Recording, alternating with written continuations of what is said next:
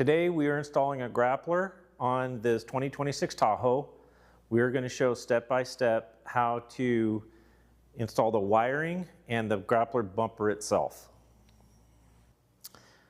This is the complete wire kit that will come with the grappler.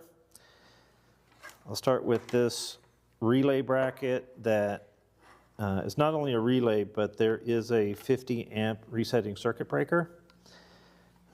We put it inside the console most of the time. Once in a while we can't find a spot in the console, so we have to have it inside the vehicle somewhere.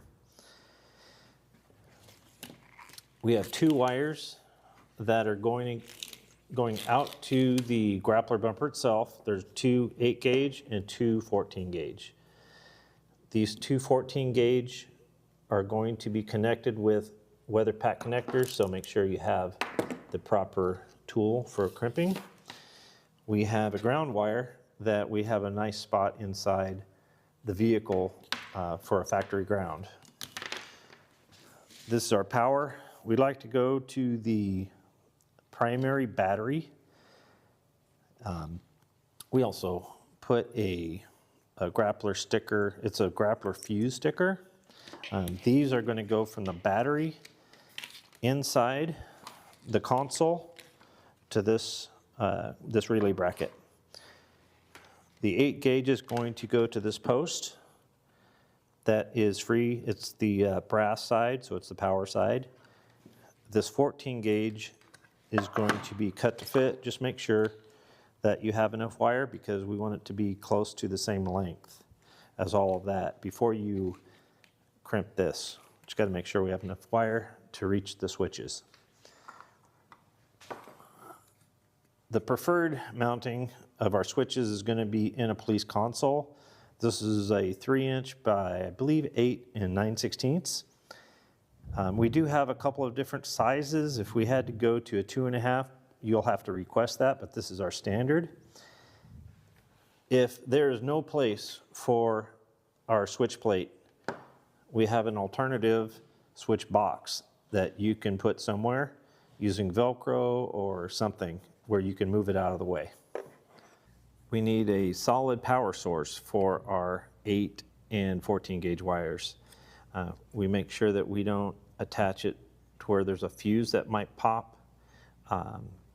So straight to a power source right here is our favorite. We need it accessible for the operator to find so that if a fuse pops, they can reset it. We also have that sticker I mentioned earlier right here to help locate where the fuse is. This is a 5 amp fuse and an 80 amp fuse. This 5 amp fuse is part of the emergency release system, and so that's why it's extremely important to make sure we don't have a fuse in between the power source and our fuse. So we'll run this from the battery. The primary battery is our favorite, and we run it through the firewall into the console. Our favorite spot for running all of our wires through the firewall is this boot on the driver's side. Our relay bracket is mounted inside this console. We have our 6 14 gauge wires going to the switch panel. Refer to our schematic and our pictures for color coding. We like using this factory ground, one of these ground posts. This is near the driver's side door. We have our power wire coming from the battery clamped up above here. We have the 4 wires that are coming from the relay bracket snaked underneath here, and we drop it down to where the grappler bumper is going to be. For the 4 wires that are going to the grappler bumper, we have our weather pack connectors. The green is going to go to the A side. You'll have to look on here to see where the A is. For the wires that are running to the winch posts, they are color coded on the winch itself, but it's easier to know that the blue goes to the front post and the yellow goes to the back. We use these 1/4 inch crimps for that. as well as the ground. We use a quarter typically. It just depends on what size the post is. The smaller post is for the 8-gauge power that goes to the resetting circuit breaker. I believe this is a number 10. Get all that hooked up, cut your wires to length, add this crimp to your 6th wire that's going to your switch plates, and then just refer to the pictures and the schematics that we provide.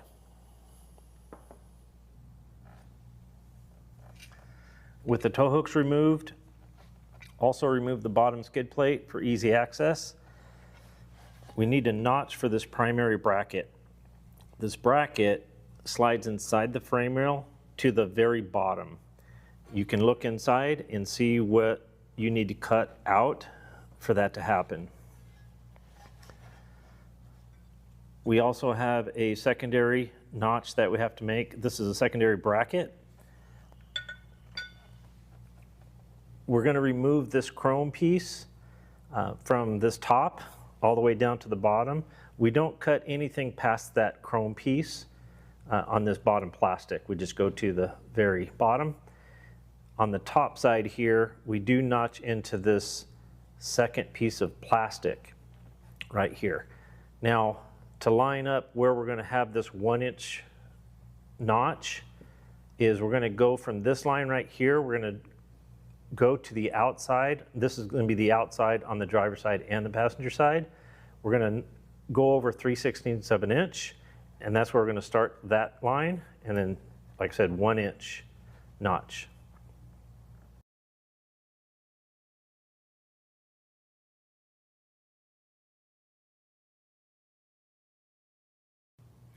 We are using the factory tow hook holes, and we'll slide this through, and this is threaded in.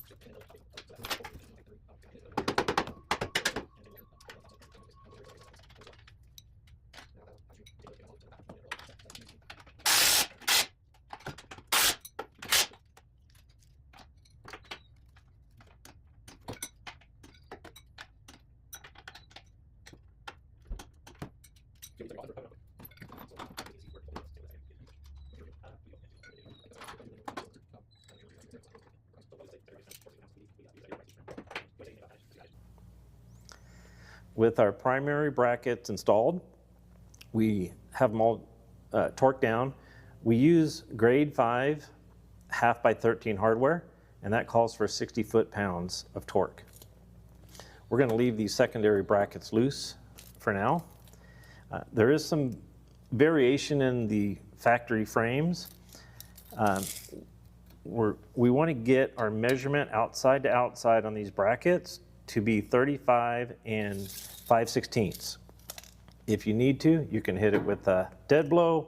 You can take a clamp and squeeze it in, do whatever you need to do so that the grappler will fit over these brackets. An important safety tip when handling the grappler unit, be aware that these main arms are in free spool and they're just held by one zip tie. So as you're taking it out of the crate, moving it around, do not lift using this bar here. Use another point, whether it's here, somewhere else. Just don't use this bar. So now that we have our bolt started, we can cut that zip tie and lower these so we can access the tightening of the bolts. Both of our primary brackets have 4 bolts that hold the grappler unit on. We use 1¼ hardware, except for this brass colored bolt on the back that holds the hook. Notice the orientation of the hook. It needs to be that direction. with the brass colored, it's a grade 8 bolt that gets torqued to 80 foot-pounds. These outside bolts are 1.25 inches. If you were installing pit bars, you would change those out to 1.5 inches, and we supply those as well. Also notice the secondary bracket. Couple of things on that. We have this mounted on the outside of this tab, and with this welded piece, it visually looks better if it's pointed to the inside. So this, so what I'm talking about is this bracket is strengthened by another piece of steel. So put that to the inside. In addition to tightening these mounting bolts here on top, there's a bolt right here that we keep loose right from the factory, and we keep it so that we can have some maneuverability in this ratchet. So be sure to tighten that to 60 foot-pounds. Now that our mounting hardware is torqued to spec, we have our winch wires attached. You can see the blue. There is a blue washer on the winch itself, and of course the yellow is on the back. This connection comes from us pre-wired, so the only thing you have to do is attach these two 14-gauge wires that go to this actuator here, and we provide these parts. When attaching the weather pack connectors, make sure that you use what we provide, which is the female side of this metal portion. Now that we're fused up, we're going to flip the master arm switch on and then flip the emergency release red toggle forward.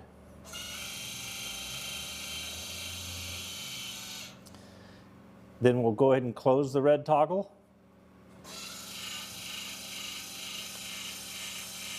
And we need to make sure that that doesn't go tooth to tooth, because if it does, it's going to get bound up and it's going to pop the 5-amp fuse. We also want to make sure that there's just a little bit of play here. We're going to take the winch out of free spool so that we can operate these arms. So I'm going to turn the hub here. I'm going to raise these arms, and that typically locks it in right there. So using the deploy switch with the master arm on, we can operate the main arms.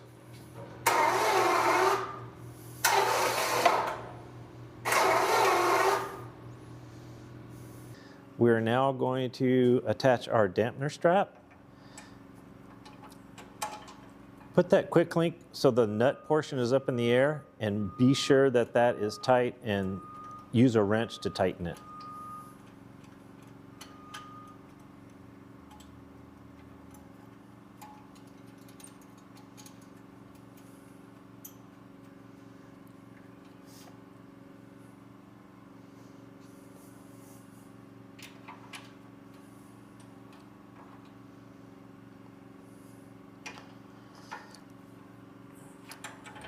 And you'll notice the orientation that we're putting these washers and the rubber bumper.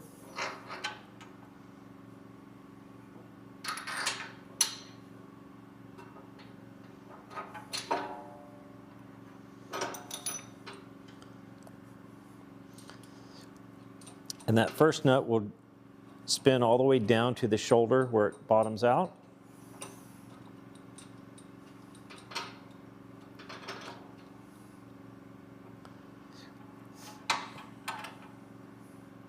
And the second nut acts as a jam nut. And be sure that is very tight.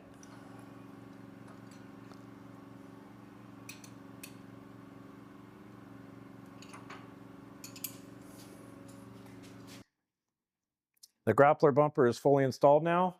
Before this unit goes in the field, some height adjustments need to be made. This is something that operators learn during training. So it doesn't matter who does it, if it's the installer or the operator, but it has to be adjusted before it goes into the field.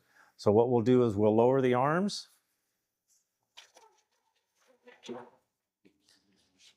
These pins are zip tied in. And these gas springs are 250 pounds pressure. So you want to make sure that it's clear.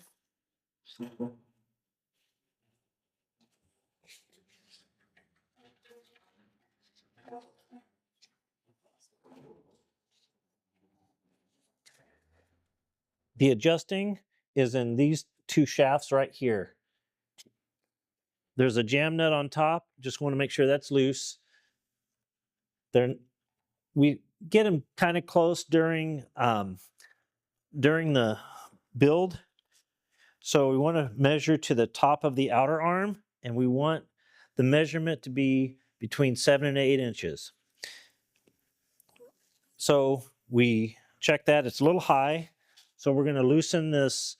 So with this loosened here, this top jam nut, we're going to turn this bottom nut, and you can lift this up and turn it by hand and make your adjustments. Adjust it a little bit higher than 8 inches, and then raise the main arms up a little bit, a foot or two, and then hit it back down. That gives it a settle point, and then remeasure. Okay, so it worked out towards right on 8 inches, and we'll do that on both sides, adjust accordingly, and at the end, tighten this top jam nut, be sure that it's snug.